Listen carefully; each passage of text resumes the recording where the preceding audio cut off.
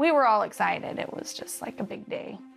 I worked in the emergency room at that hospital, so everybody down there knew that I was there, and we were all just kind of waiting on the big moment.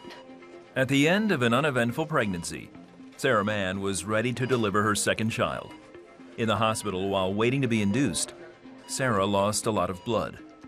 Then the baby's heartbeat suddenly disappeared from the monitor.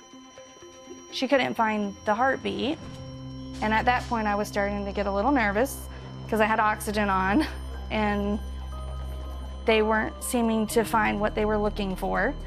Her husband Jason was waiting outside when a flurry of activity swarmed Sarah's room. When I seen the doctor go running into the room, I followed him. I just remember him telling the nurses, "Get her to the OR, got to do an emergency C-section now." Sarah had a complete placental abruption. The placenta had separated from the uterus before delivery, depriving the baby of blood and oxygen. Doctors were able to deliver the baby via C-section, but the baby had suffocated in the womb and had no heartbeat. She lost like 3/4, half of her blood volume, and I had lost a significant amount of blood. We both would have died. Medical staff performed CPR on baby Shelby for 24 minutes before finally getting a heartbeat. Because so much time had passed without oxygen, doctors were not hopeful for her survival. First doctor that I got to talk to after a couple of hours, he told me that Shelby was brain dead. There was no brain activity, probably wouldn't live over 36 hours, and if she did live, she would be a vegetable. That was pretty rough. I mean, there's nothing you can even say to that. I mean, that's just terrible. In a desperate plea for Shelby's life, Sarah and Jason asked for prayer from their church, family, and co-workers. I talk to God every day, and I feel like if something's out of our hands, who else can I turn to? He has the ultimate plan. So immediately, that's the first thing that we thought to do, was to pray to God to intervene in this. Shelby had a weak heart, a collapsed lung, and no brain activity. Medical staff cooled her body to prevent more organ damage, but days later there was still no change in her condition or prognosis. I watched one doctor trying to get a response from her. He was poking her in the eye. They couldn't get any kind of reflexes. They finally hooked her up to an EEG, and there was no brain activity. She was a perfect baby, and she was a healthy baby, and then she had this injury, and now she's gonna be an injured baby.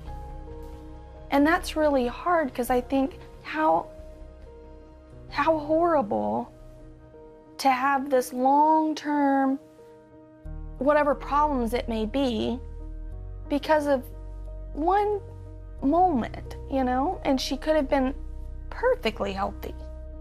On the fourth night, Sarah got out of bed and went down on her knees and prayed like never before. I wanted her to live. He knew that. But that if she was gonna live, I wanted her to be healed completely and not have, you know, all these problems that they were telling me that we were facing. And that if she wasn't gonna live, I wanted him to just go ahead and let her go.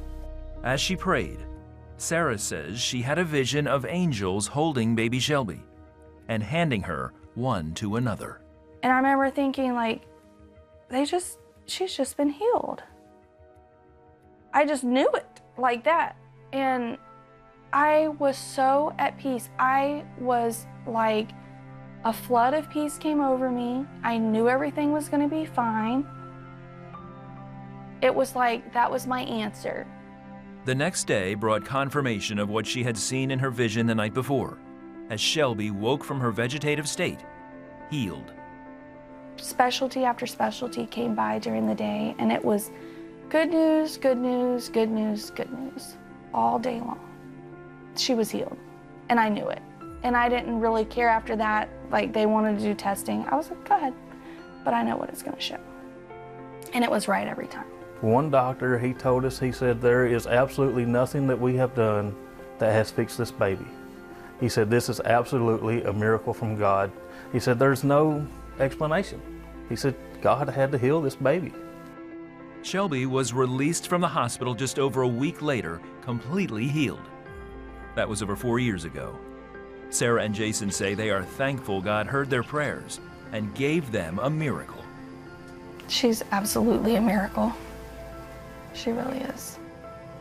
There's no neuro deficits or anything. I mean, she's completely normal. She's the perfect little 4-year-old. You couldn't ask for her to be any different. God does hear when we're praying to him. It could have went a different way. But, you know, I feel like he listened to me and he did that for me, so I'm thankful for that. There's no convincing me that there's no God or God doesn't do miracles. He does miracles. I got a 4-year-old running around here to prove it.